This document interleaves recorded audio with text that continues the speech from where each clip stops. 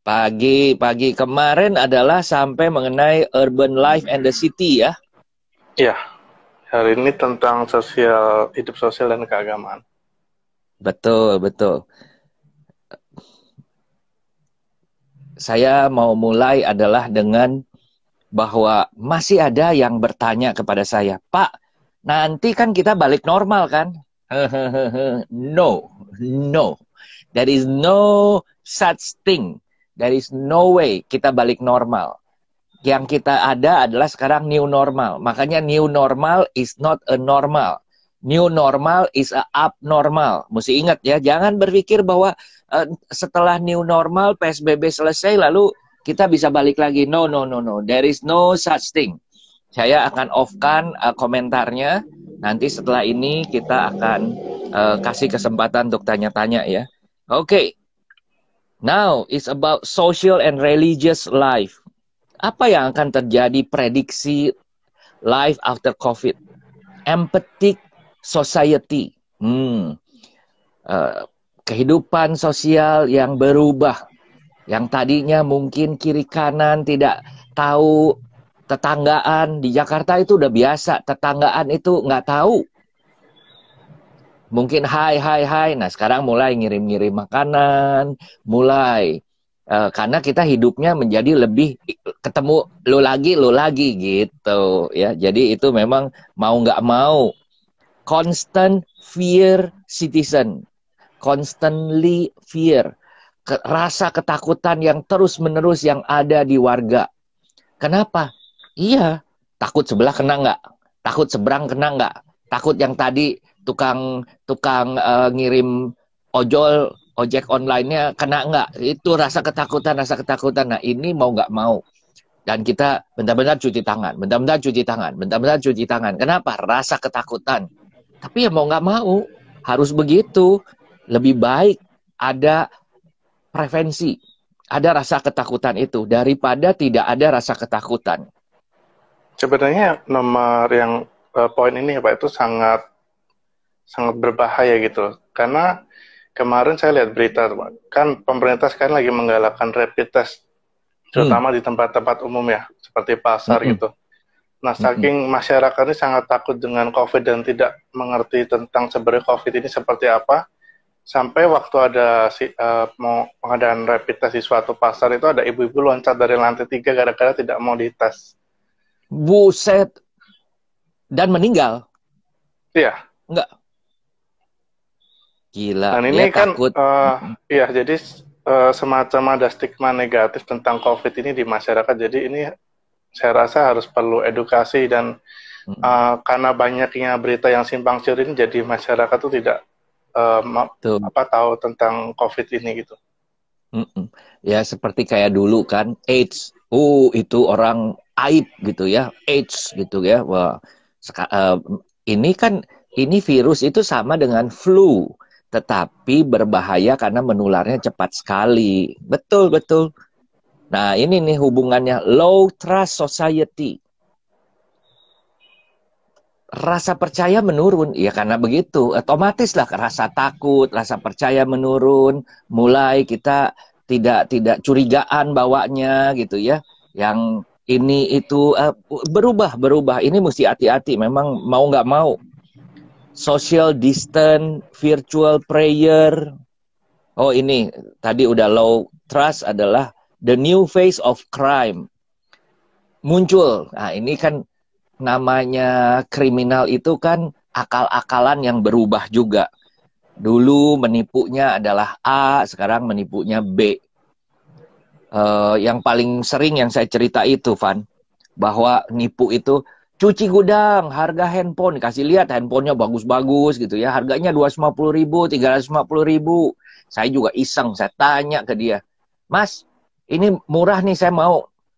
Ya, masih ada stok nggak? Ada, Pak. Berapa lagi? Oh, dibatasi hanya boleh 2, nggak boleh banyak-banyak. Oh iya. Ya udah, kalau gitu saya sebenarnya perlu 4. Ya udahlah, kalau 4 nanti saya usahakan. Transfernya transfernya ke pribadi apa PT? Tebak, transfernya kemana, Van? Pasti ke pribadi tuh. Iya, pasti ke pribadi. Saya tanya, kalau pribadi nggak mau nggak, bisa nggak lewat marketplace? Nggak bisa Pak, ini ya udah itu pasti nipu. Caranya setelah kita transfer duitnya ya udah kita diblok terus mau nyari kemana? Kan nggak bisa. Dan kalau kita mau ngurus segala macam dan ternyata mereka udah tahu. Banyak orang yang tidak peduli untuk ngurus. Banyak orang yang tidak peduli untuk lapor. Nggak peduli. Ya cuma 250.000. Udahlah daripada pusing-pusing gitu. Itu yang menurut saya adalah juga salah. Social distance virtual prayer. Saya kalau ke gereja jadinya sehari bisa berkali-kali ke gerejanya, Van. Tahu nggak kenapa? Karena nggak usah pergi ke gereja, Pak. Iya, lihat gereja ini, wah ini pendetanya saya suka, ikut. Nanti ada lagi yang bagus, ikut. Ada lagi yang bagus, ikut, gitu ya. Nah itu menjadikan seperti begitu. Tiap hari saya ngobrol sama anak-anak itu ya lewat lewat video call seperti begitu. Udah karena kan social distance gitu ya. Dan ketika pun saya harus pergi ke satu kota ngumpulin orang untuk seminar, sekarang itu nggak usah. Kita melakukan social distancing. Alasannya social distancing for me is very very good. Jadi saya bisa ngobrol dengan orang dari barat sampai ke timur, dari Sabang sampai ke Merauke gitu ya. Itu menyenangkan, nggak usah kemana-mana, kita bisa ngobrol. Kamu di Solo, saya di Jakarta, kamu juga nggak usah ketemu saya, kita bisa ketemu lewat online seperti begini. Ini memang akan berubah. Ini saya nggak tahu nih apa ya namanya, funeral return of Ukuseka, apa ya? Ukuseka itu mungkin semacam ritual yang pemakamannya mungkin tidak dihadiri dengan banyak orang gitu mungkin, Pak. Ya mungkin juga seperti kayak begitu, mungkin juga. Coba saya iseng lihat Ukuseka, Ukuseka.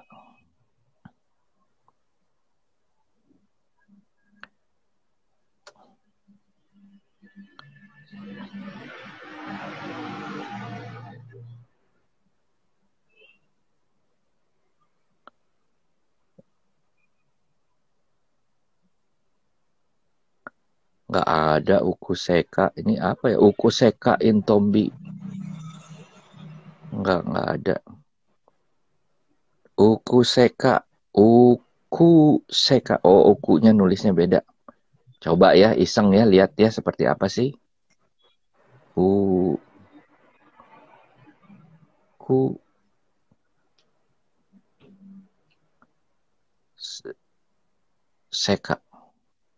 Coba Iya, Van betul cari.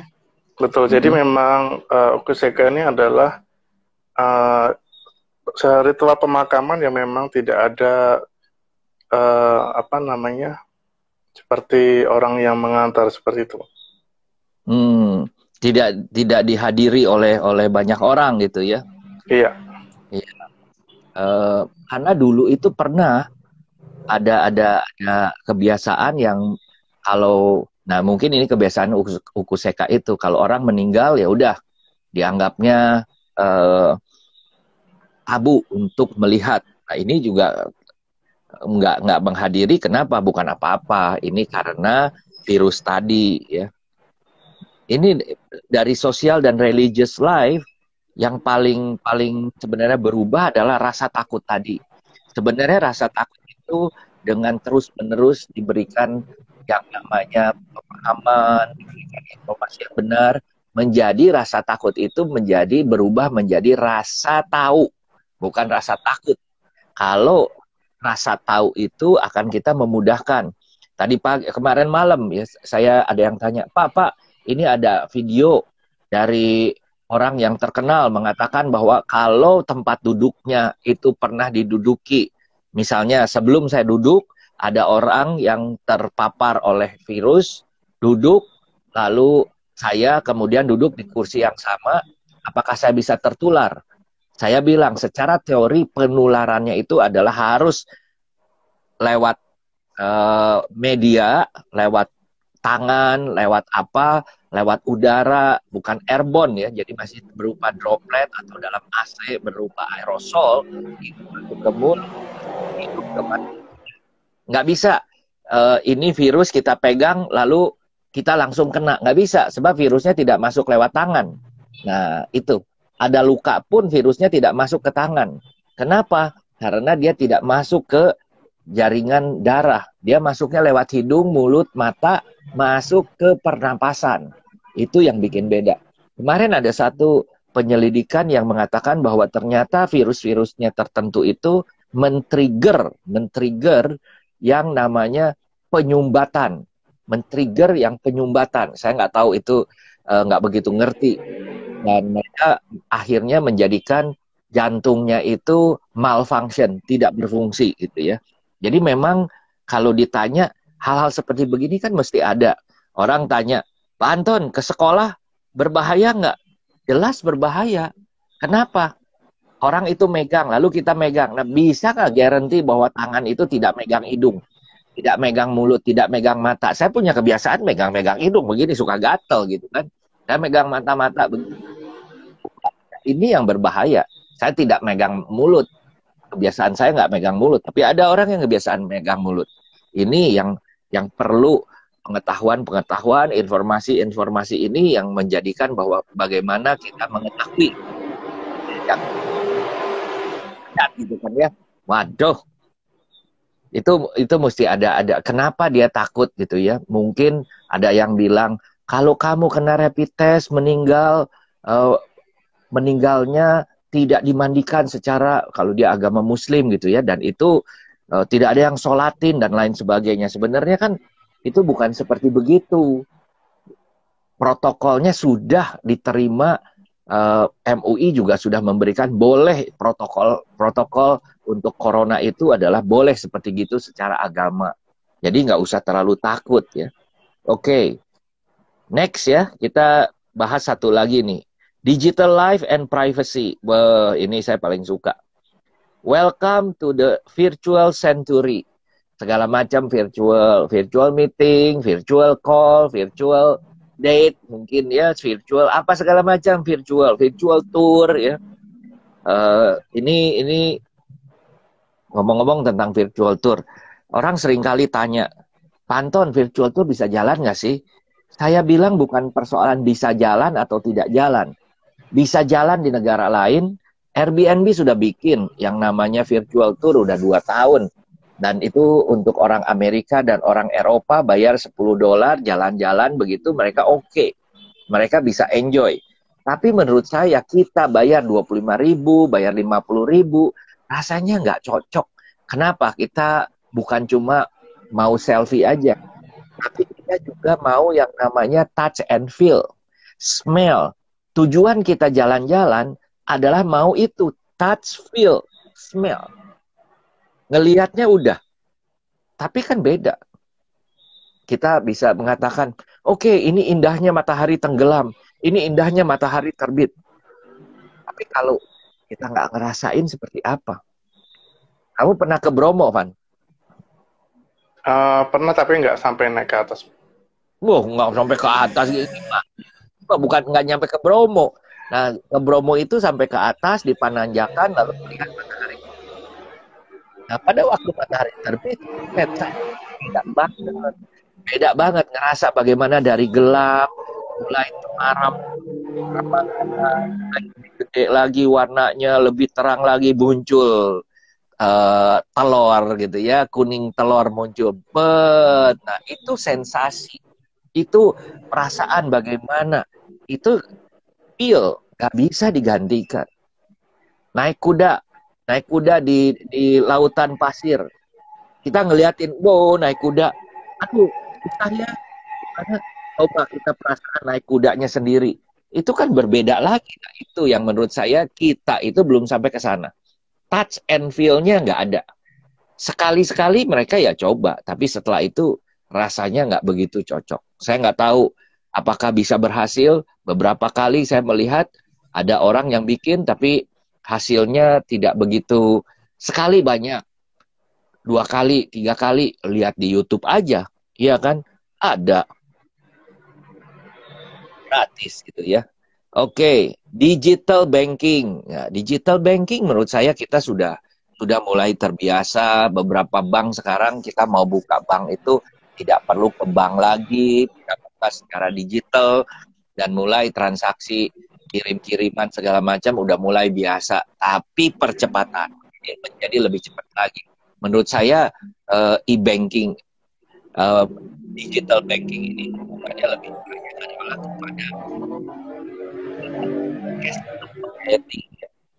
ini katalis for telemedicine. Nah, ini berarti lompatan orang sekarang ke dokter, beli obat dan lain sebagainya udah secara bisa.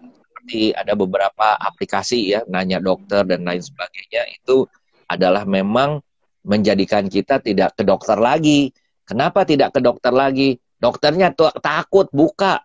Di Solo dokter pada buka nggak? Buka praktek nggak? Dokter umum, dokter gigi gitu. Nggak ada yang buka, Pak. Jadi mereka juga takut. Ya. Takut.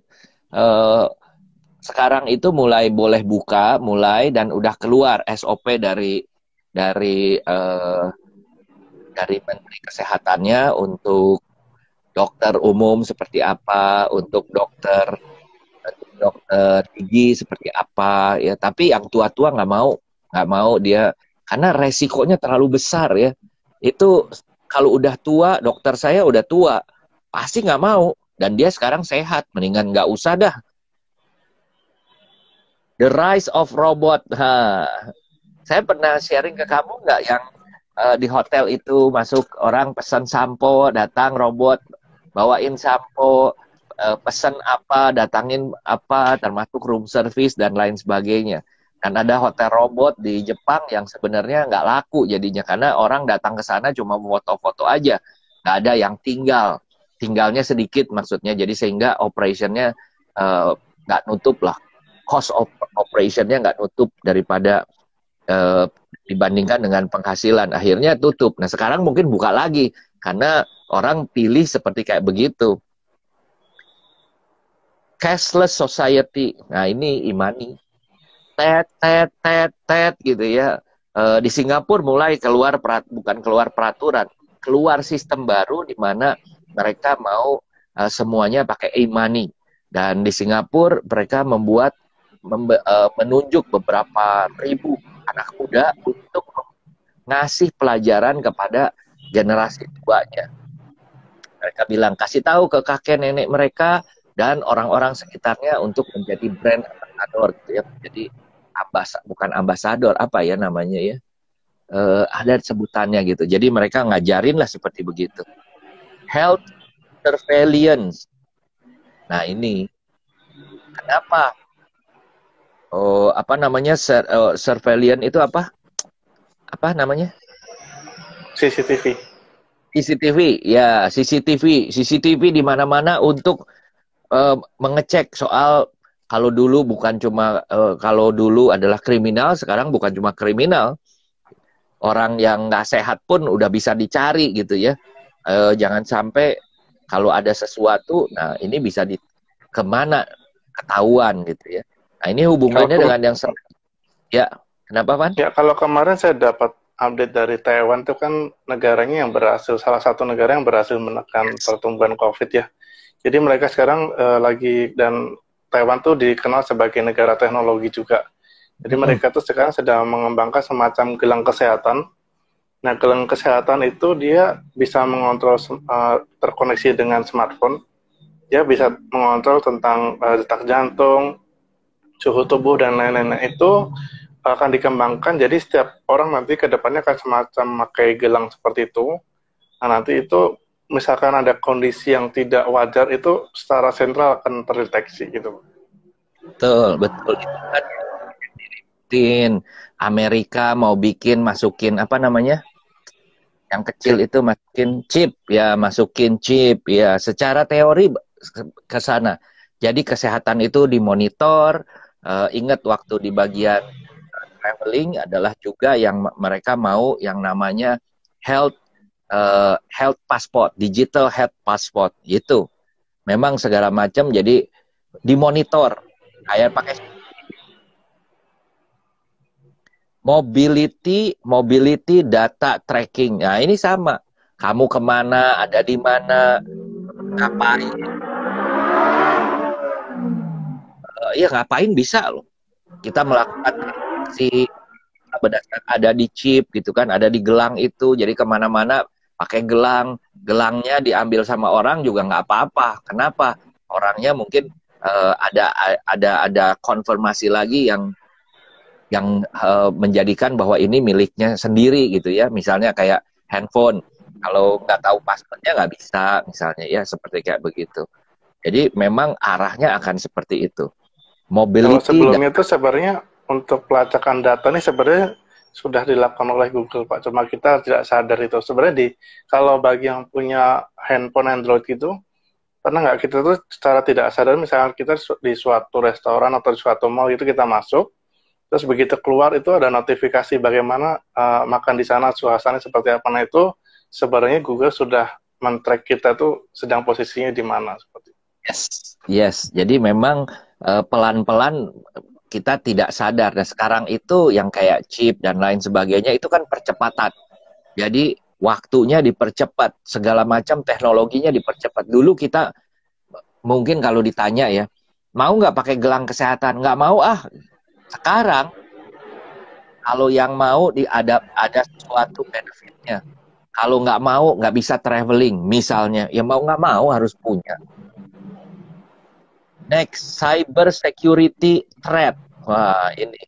Jadi dari sisi online security banyak ancaman-ancaman ya segala macam karena semua online ya ancamannya adalah lewat cyber. Automated social control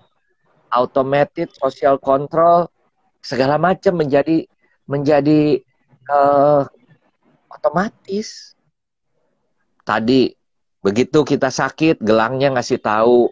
Begitu nanti mungkin bisa disambungkan dengan kulkas, disambungkan dengan tukang sayur. Begitu kulkasnya berkurang apa? Sekarang kan sudah ada. Saya pernah lihat di Korea itu ada kulkas smart, ya kulkas yang pinter gitu ya. Itu kita harus masukin. Ini tempat daging di daging, tempat apa sayur apa telur berapa itu sudah ada. Lalu kita setting belinya kemana dan lain sebagainya. Tiap hari kita ambil, begitu kurangnya berapa kita mesti ngitung. Jadi masukin semua data. Oke, saya mau daging itu adalah 2 minggu sekali. Daging apa, belinya kemana, berapa banyak, dan lain sebagainya. Kita masukin data dulu di komputer, lalu transfer ke dalam sistem itu, lalu mereka ngitung. Jadi pada waktu mereka misalnya sudah habis, ini ngasih tahu. Mau pesen nggak? Telur, tinggal 2 lagi, mau pesen nggak? Nah, seperti kayak begitu. Semua akan menjadi otomatis. Kenapa? Karena, menurut saya karena 5G datang. Dengan adanya kameranya 5G, juga tuh Pak. Kenapa? Ada kameranya juga, jadi kalau misalkan kita lagi di supermarket gitu, kita lupa di kulkas itu apa yang habis itu bisa tahu di dalamnya isinya apa. Iya. Itu yang segala macam sekarang menurut saya akan berubah. Perubahan ini adalah mau tidak mau kita harus jalani. Nggak bisa apa-apa lagi. Oke, ini adalah perubahan prediksi. Tapi kalau kita lihat, sudah kelihatan mau nggak mau kita harus menuju ke sana. Saya ada informasi prediksi selanjutnya kita terusin besok ya. Saya ada beberapa update supaya mungkin teman-teman juga Bapak Ibu bisa lihat lagi adalah syarat terbang domestik. Syarat terbang domestik sekarang ini. Tentunya kita harus ada KTP atau paspor kalau kita mau traveling, ID ya itu pasti. Yang kedua adalah surat keterangan rapid test non-reaktif selama 3 hari atau PCR negatif valid 7 hari. Nah ini seperti apa? Kalau ke Jakarta harus ada surat izin keluar masuk. Kalau ke Bali wajib tes PCR, tidak boleh rapid test. Wajib mengisi formulir lapor diri, ada tempatnya. Lalu Tanjung Pandan, Pangkal Pinang wajib PCR. Ini Papua, saya nggak ngelihat Papua, sebenarnya harusnya Padang. Tapi mungkin data yang lain juga begini ya. Jadi mungkin Papua, Balikpapan, dan Padang harus PCR. Kemarin saya diundang oleh pemerintah daripada Sumatera Barat, wali kotanya ada dari Bukit Tinggi, Padang, dan Pariaman. Mereka mengatakan bahwa satu-satunya sekarang airport yang kalau dari Padang keluar, itu mereka memberikan PCR tes gratis di bandara Padang. Tapi kan masalahnya PCR tes itu kan hasilnya ada yang 2 hari, ada yang 3 hari, tergantung mereka pakai sistemnya cepat atau lambat. Ada di beberapa tempat karena tidak ada laboratoriumnya bisa makan waktu adalah 7 sampai 10 hari. Tapi seperti kayak di Changi itu PCR adalah bisa 2 hari. Di beberapa tempat juga udah bisa 2 hari sebenarnya. Tapi kan kembali lagi, ini apakah kita mau pulang hari ini? Nggak bisa, belum ada PCR. Ya nggak apa-apa, gratis aja. Tapi nunggu 2 hari. Seperti begitu ya, menurut saya nggak convenient ya. Lalu mengisi kartu kewaspadaan kesehatan yang diunduh dari apps-nya itu adalah ada aplikasi Peduli Lindungi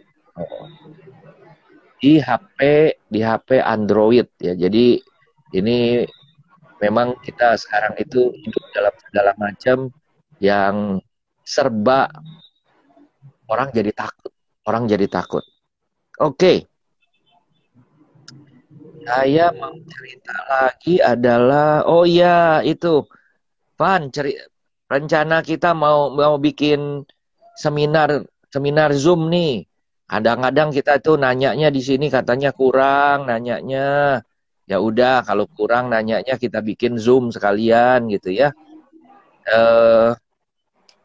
Tanggal 18 Juni, jadi 18 Juni itu hari apa ya? Kamis ya? Hari Kamis ya. Hari Kamis minggu depan saya akan membuat webinar online pakai Zoom prediksi bisnis travel tahun 2020. Jam 9 malam ya, jam 9 malam. Apa sih yang saya mau cerita? Saya mau cerita jam 7 malam, Pak. Sorry, jam 19 malam, jam 7. Jam 19 malam, jam 7. Jadi saya mau cerita mengenai bulan per bulan apa sih yang harus dilakukan. Karena sekarang itu kita tahu begini, tapi secara detailsnya bagaimana. Dan kadang-kadang ada juga mungkin yang saya cerita belum merupakan informasi. Dan silahkan bisa ditanyakan gitu ya, sehingga bisa semua tanya jawab dan lain sebagainya. Oke, itu adalah berbayar 100.000 ya, 100.000. Murah meriah. Paling tidak kita mungkin bisa sekitar 2 jam. Sekitar 2 jam tergantung daripada pertanyaan dan lain sebagainya. Dan pendaftarannya adalah reseller.com/webinar ya. Atau kalau mau WA-nya boleh ditulis, Pak. Bentar ya, kita boleh buka juga. Oke, daftarnya di mana ditulis, lalu WA-nya di mana silahkan ditulis. Jadi ini ada juga yang kemarin banyak tanya adalah orang-orang yang pengen jalan-jalan gitu ya. Bagaimana nih, kapan bisa jalan-jalan, grupnya bisa jalan-jalan kapan, bagaimana perusahaan-perusahaan bisa mulai kirim grup lagi, insentif lagi, dan lain sebagainya. Oke.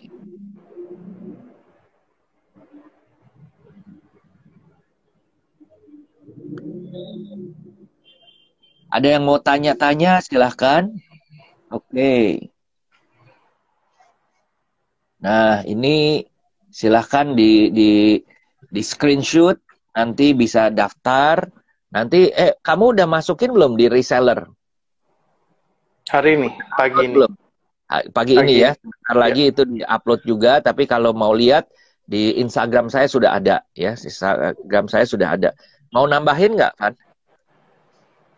Kalau tentang webinarnya sudah sih Pak, masih itu. Oke. Terus apalagi ya?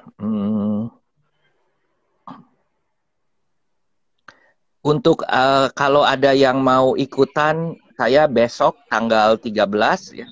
Tanggal 13 saya bersama dengan Pak Tanadi Santoso, saya diundang untuk jadi bintang, jadi tamu, pembicara tamu. Ini adalah besok.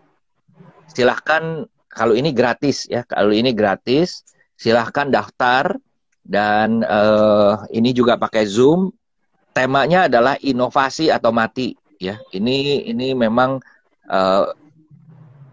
jelas sekali bagaimana kita perubahan-perubahan itu akan membawa perubahan dalam kehidupan. Besok hari Sabtu tanggal 13 jam 10 sampai jam 12 ya. Saya kebagian adalah jamnya jam 11:04. 11:04. Oke, silahkan. Yang mau daftar di sana ada linknya juga, silahkan ya. Oke, ada pertanyaan kalau ada yang mau. Wah, Pak Rudi, apa kabar Pak Rudi? Kapan nih kita bisa ke Korea Utara?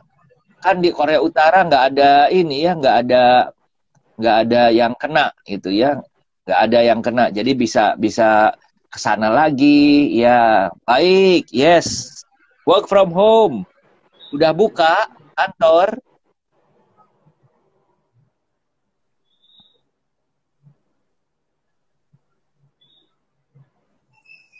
Oke. Pan, ada apa lagi nggak, Pan?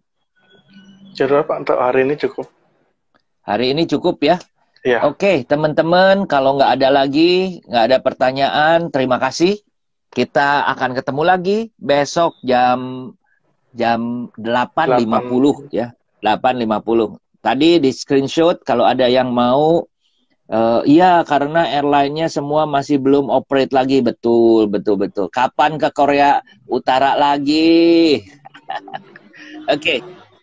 Sebelum saya lupa, hari ini saya punya program cukup padat.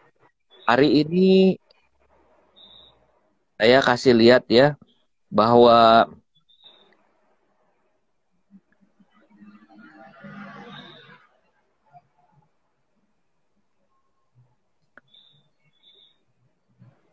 saya mulai pagi ini adalah jam 8.50.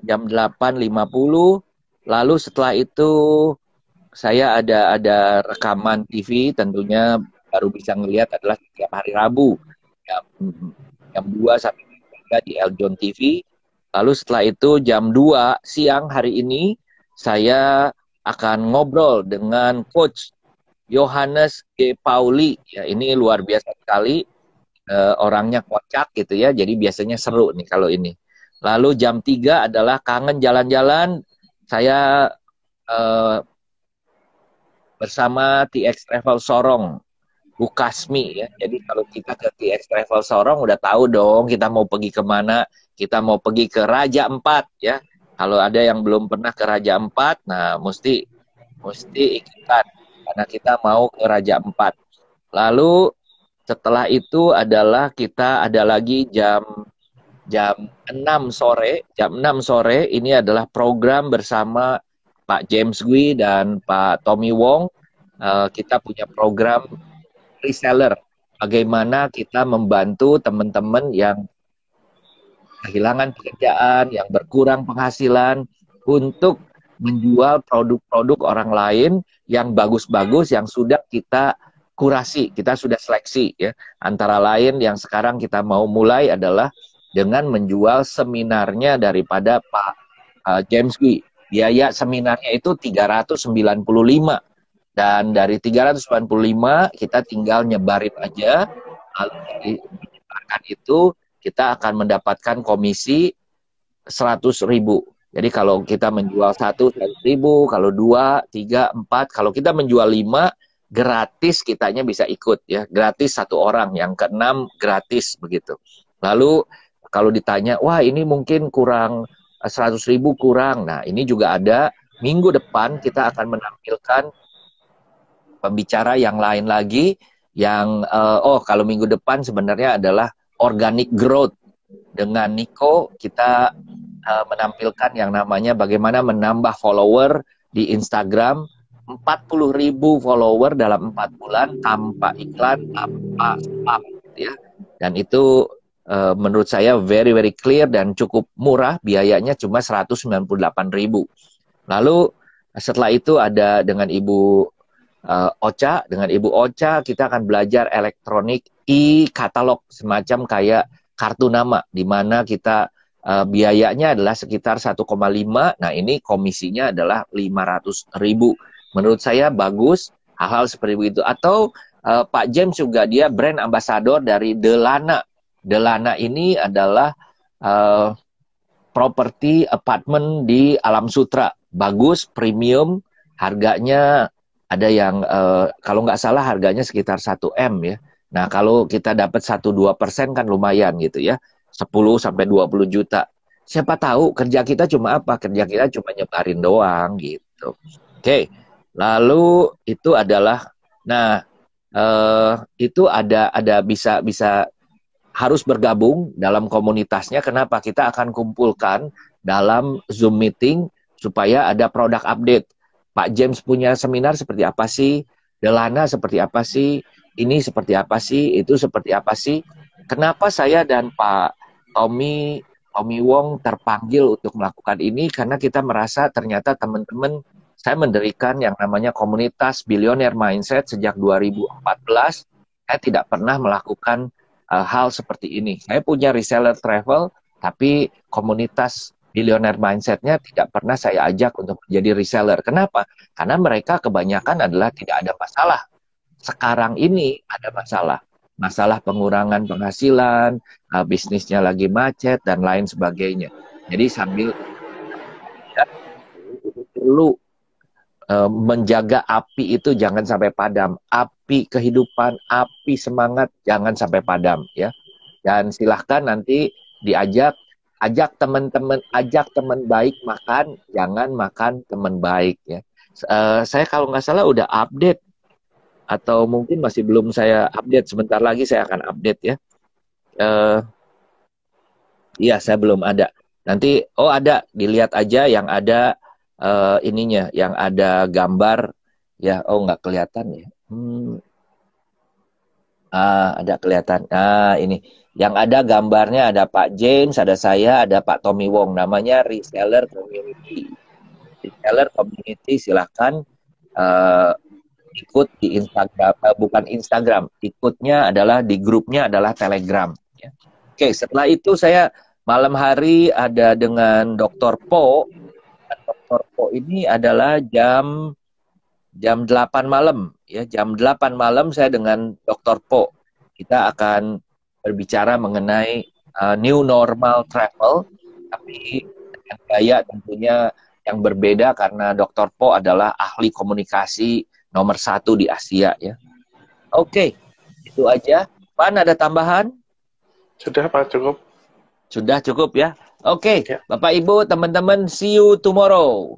Ntar ketemu lagi ya. Oke, bye. Evan. Ya.